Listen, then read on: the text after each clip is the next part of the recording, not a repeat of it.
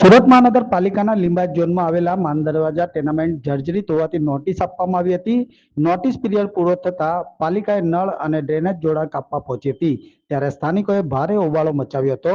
રહીશોએ આક્રોશપૂર્ણ રીતે કહ્યું હતું કે અહીં રહેતા પરિવારોની આર્થિક સ્થિતિ ખૂબ જ નબળી હોવાના કારણે ભાડાનું મકાન પરિવારને પોસાય તેમ નથી. તેથી પાલિકા આવાસ આપે અથવા તો ભાડા આપે તેવી માંગણી કરી હતી.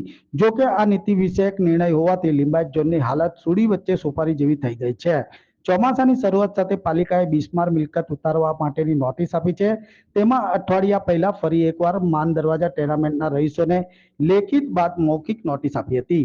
ટેનામેન્ટ બિસ્માર હોવા છતાં નબળી સ્થિતિના કારણે અનેક રહીશોએ મકાન ખાલી કરવાની સ્પષ્ટ ના પાડી દીધી છે. નોટિસની સમય મર્યાદા પૂરી થતા લિંબાયત ઝોનના અધિકારીઓ કર્મચારીઓ ટેનામેન્ટના નળ અને ડ્રેનેજ જોડાણ કાપવા પહોંચ્યા હતા. જ્યાં લોકોએ ભારે હોબાળો મચાવી જ્યાં સુધી તેમને આવાસ કે મકાનના ભાડા નહીં મળે ત્યાં સુધી ટેનામેન્ટ ખાલી કરવાની સ્પષ્ટ ના પાડી દીધી હતી. હોબાળો મચી જતા અધિકારી કામગીરી વિના પરત ફર્યા હતા. વિડિયો નિકાલે વસવાટ ખાલી કરવા માટે નોટિસ આપવા છતાં સમો તરફથી વસવાટ ખાલી કરેલ નથી. એટલે સુરત મહાનગરપાલિકાના લિંબાયત ઝોન તરફથી 25/6/2024 થી દિન 7માં વસવાટ ખાલી કરવા માટે તમને જણાવવામાં આવેલ હતું. અને વસવાટ જો ન ખાલી કરો તો દિન 7 પછી પાણી કે ગટર જેવી પ્રાથમિક સુવિધા પણ સુરત મહાનગરપાલિકા કાપી શકે એ પ્રકારની આગળની કાર્યવાહી કરવા માટે જણાવવામાં આવેલ હતું. સદર 25/6/2024 જે નોટિસ આપવામાં આવેલી તેનો 7મો દિવસ છે આજે. એટલે તમને જણાવવા માટે આવ્યા છે કે તમે વસવાટ ખાલી કરો, અન્યથા સુરત મહાનગરપાલિકાનું લિંબાયત ઝોન આવતીકાલથી કોઈ પણ કાર્યવાહી કરી શકે. જે નોટિસમાં જણાવવામાં આવે એની આગળની કાર્યવાહી કરી શકે. તમને વસવાટ ખાલી કરવા માટે જણાવવામાં આવે છે. કેમ કે વસવાટ ખાલી કરવાથી તમારી જાનમાલની સલામતી થઈ શકે તેમ છે. પછી સાહેબ વસવાટ ખાલી કરવા માટે વૈકલ્પિક સ્થળે જવા માટેની જવાબદારી પણ તમારી છે.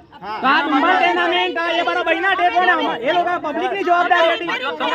એ પબ્લિકની જવાબદારી હતી. એમાં ટેન્ડર જે તમે હમણાં પણ 2 ટેન્ડર આવ્યા છે ને તો શું કરે છે? એસએમસી કરે શું? તમે 2 ટેન્ડર જે આવ્યા છે કેવું છો તમારે તમે સ્લમ ડિપાર્ટમેન્ટમાં જઈ શકો છો. અમે આ ડુમ્બલ ટેનામેન્ટ પહેલા ફટાક ટેનામેન્ટ પહેલા ગોટાળા પબ્લિકની જવાબદારી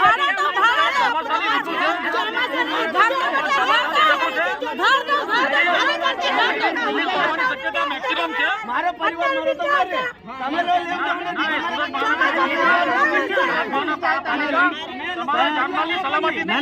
તમે મારું નામ ગીતા સોલંકી છે સાહેબ.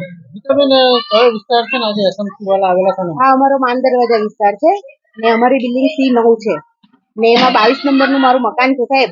આજે અમે એસએમસી વાળા આવીને અત્યારે એ લોકો કઈ સ્પીકર લઈને આવેલા હતા ને એમાં માઇકમાં બોલતા હતા કે 7 દિવસમાં કબજો ખાલી કરી દે ને એનાથી 2 મહિના પહેલા આવીને અમને એક નોટિસ આપી ગયેલા હતા કે રીડેવલપમેન્ટ કરો. તો સાહેબ આજે 1 વર્ષ થઈ ગયું ને 1 વર્ષ પહેલા અમે એટલે સમજી લો 8 મહિનાથી અમને રીડેવલપમેન્ટ કરવાનું ને ત્યારે એ લોકો એમ કેવું જોઈએ કે તમે કબજો અમને આપી દો. ત્યારે એ લોકો એવું નહીં બોલ્યા કબજો આપી દો. ત્યારે અમને નોટિસ આપીને શું કીધું કે તમે રીડેવલપમેન્ટ કરાવો. તો સાહેબ અમે બધાએ 25,000 કરીને રીડેવલપમેન્ટ કરાવ્યું ને આજે આવીને એ લોકો કહે છે કે 7 દિવસમાં કબજો આપી દો. તો સાહેબ કેવી રીતના કબજો આપીએ? હા, અમે એમને કબજો આપવા તૈયાર છે. એ લોકો કોઈ બિલ્ડર સાથે અમારી મીટિંગ કરાવે, અમારી બેઠક કરાવે, બિલ્ડર અમને ભાડું આપે તો અમે એમને કબજો આપીશું. પણ એમને એમ કહે છે કે ખાલી કરી દો. તો કયા વેતન અમે ખાલી કરીને એમને આપી દઈએ? અમને કોઈ લખાણ આપે છે? એ લોકો અમને આપે છે લેટર પેડ પર કે હા અમે તમને કાલેની પરમ દિવસે મકાન આપીશું. જ્યાં સુધી એ લોકો અમારી કોઈ બિલ્ડર સાથે મીટિંગ નહીં કરાવે, જ્યાં સુધી એ લોકો અમને લેટર પેડ પર લખીને આપે ત્યાં સુધી અમે 32 ઘર કોઈ ખાલી કરવાના નથી. પછી એસએમસી જે કરવું હોય તે કરે. નલ કાપે, લાઈટ કાપે, કઈ બી કાપે, અમે એ લોકોની ઉપર રહીશું.